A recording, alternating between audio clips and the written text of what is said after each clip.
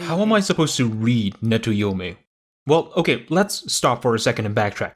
My question is a little unfair, because it assumes that there is a definitive way to read it, which is sort of a topic that I don't think I'm really well prepared to address. I have to be a little careful here.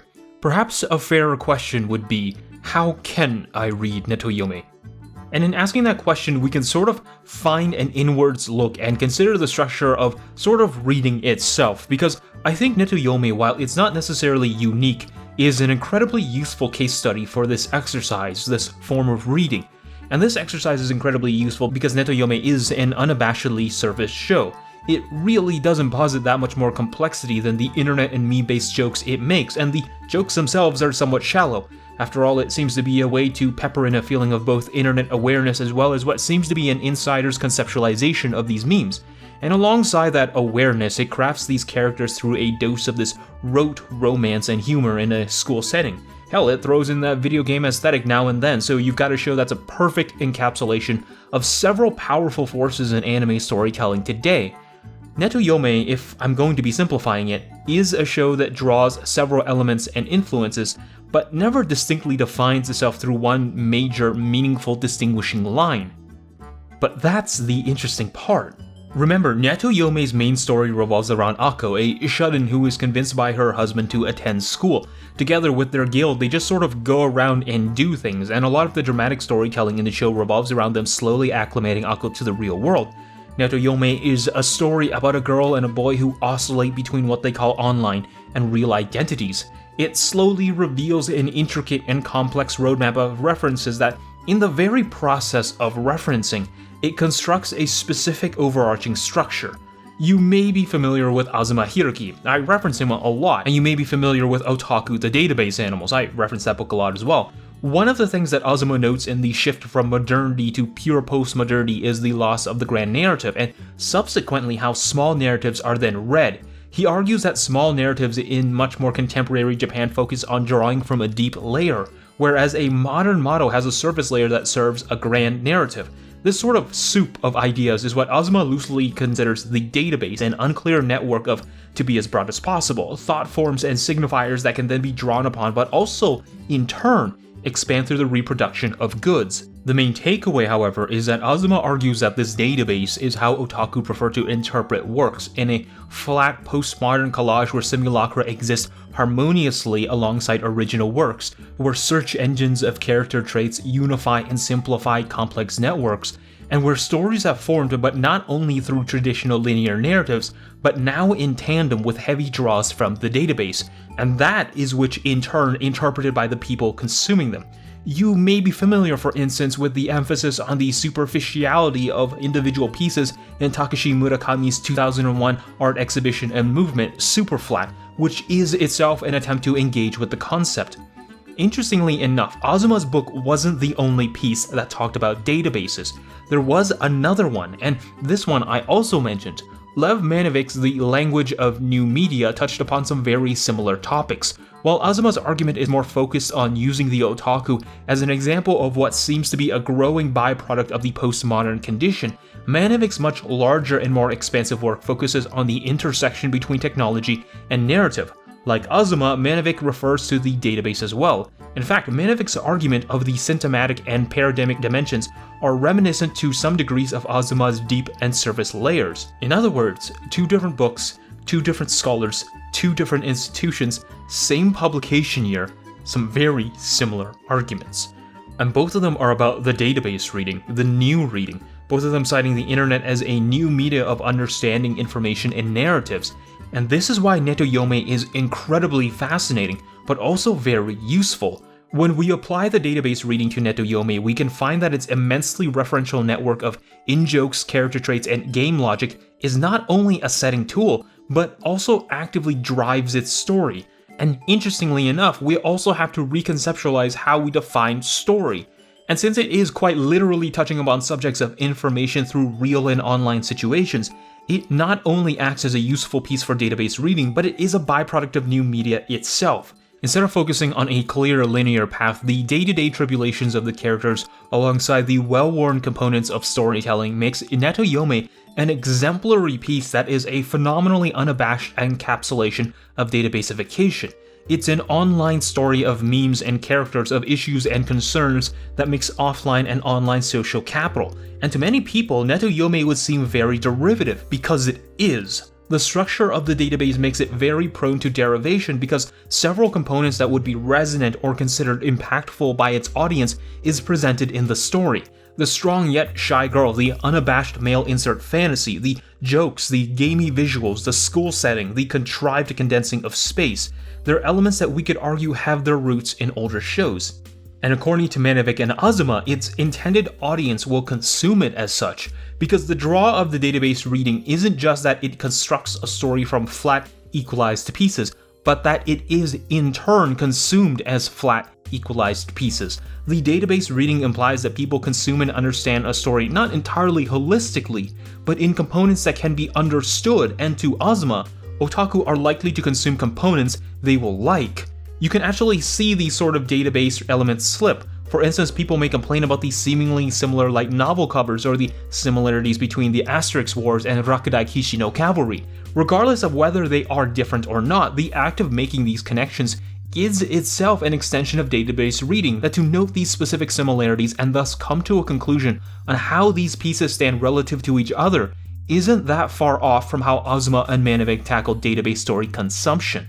Now, this simply isn't an act of comparing stories, but rather to break down stories and understand individual components.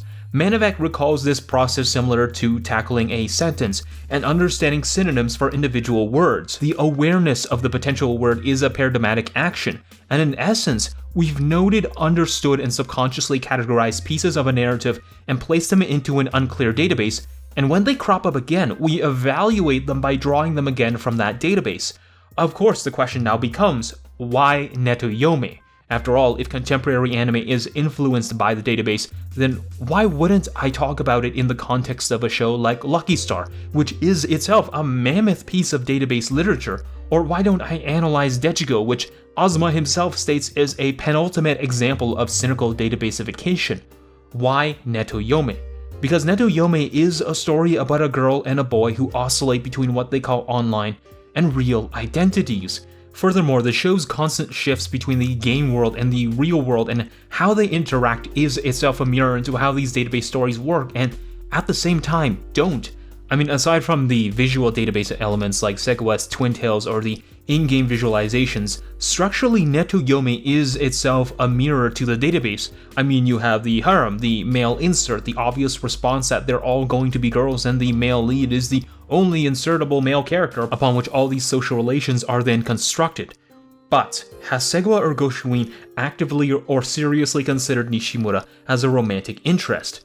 And the thing here is that I don't know if the light novel expands on that, but the anime is very upfront in that this harem dynamic is itself fairly superficial. It is meant to be read by consumers as a harem, but it pulls back from actually meaningfully operating as such, in that there is no romantic currency. If we focus on the main romantic character, we can find that Ako herself constructs an understanding of reality through a mix of real and online components. She calls Nishimura by his online moniker, but she makes no consistent, meaningful distinction between his online or offline personage. Yet, in the episodes where Nishimura's online avatar is compromised, Ako's despondent response is itself an example of when databasification of disparate elements is actually an insufficient metric for consuming these works. And that's really interesting. Rushian is there, his avatar is there, his words, but something's missing, an earnestness that defines him as Rushian, as human. And that's absolutely fascinating because in its derivation, Netoyome at the very least attempts to inject value-laden characterization into these database elements. Just as how the show crafts Nishimura to be an insert character that we're all familiar with, Ako is herself a metaphor for the database reading that we may be guilty of engaging in. Her response to the fake Rushian does note a very important critical distinction, that simply reading characters through a database reading may not work.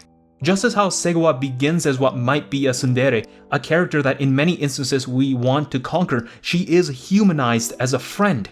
Ghost Queen herself fulfills some very specific roles, such as the student council president and the Ojo-sama, and while her character isn't given as much time to germinate as the others, there's a notable naivety that underlines her which contrasts the professional persona she puts up.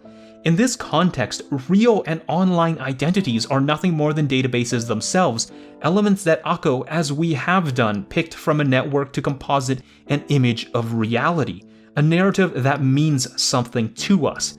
And Akko withdrawing from school to engage in a comfortable animalistic reading of reality is challenged by Nishimura, who then plays the role of a larger holistic structure. But at the same time, his words stress that simply evaluating something as merely tropes, pieces, components, and references may not be an entirely useful endeavor. Akko escapes to the game world. She chooses to evaluate her own narrative based on the pieces she infers, but Nishimura reminds her that without real life, a database reading would have never been able to give her the positive experiences she had. なあ、こう。お前さ、マジで学校行きたくないんだろ。リアルで疲れたらゲームしようぜ。好きなだけやって、やりたいだけ遊んで。ねえ、ルシアン。ゲームとリアルって何が違うんですか? Here, spaces converge, and whether you find it an effective humanization of lines, colors, and sounds is up to you, but I think the fact that the show attempts to inject personality into its cliches in an age where cliches define how anime can be read is noteworthy. I don't think Netoyome is a challenge or a criticism of the otaku. In fact, it's another extension of the texts that rip off from other texts. But at the same time, how people pull back from completely embracing their tropes and trying to come to grips with how they construct their reality is how the show reminds us that we can't just evaluate these small stories as Frankenstein monsters of well-worn components, but rather snippets of humanity. And so that's why I chose Netoyome to talk about this, a story that is, for all intents and purposes, about a girl and a boy who oscillate between what they call online and real identities. It stresses that picking and choosing to understand our own reality isn't necessarily a bad thing, but it also reminds us that if we just focus on the components within its stories, then we may lose people within the database.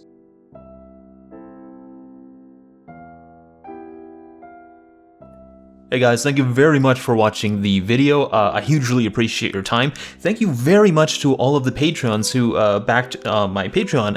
It's hugely appreciated. And that is pretty much all I've got. This is not really a great call to action, but if you like the video, please give it a like, please give it a subscribe. And I'm going to be getting the third Understanding Disaster video up after the next video. So very sorry about that. On the other hand, if you like Fooly Cooly, then you may enjoy NinjaMushi. He's a really small YouTuber who's been doing it for quite a while, but for instance, he's got a 40-minute analysis on Fooly Cooly that you may enjoy, which he made relatively recently. So definitely check him out. He's in the video description.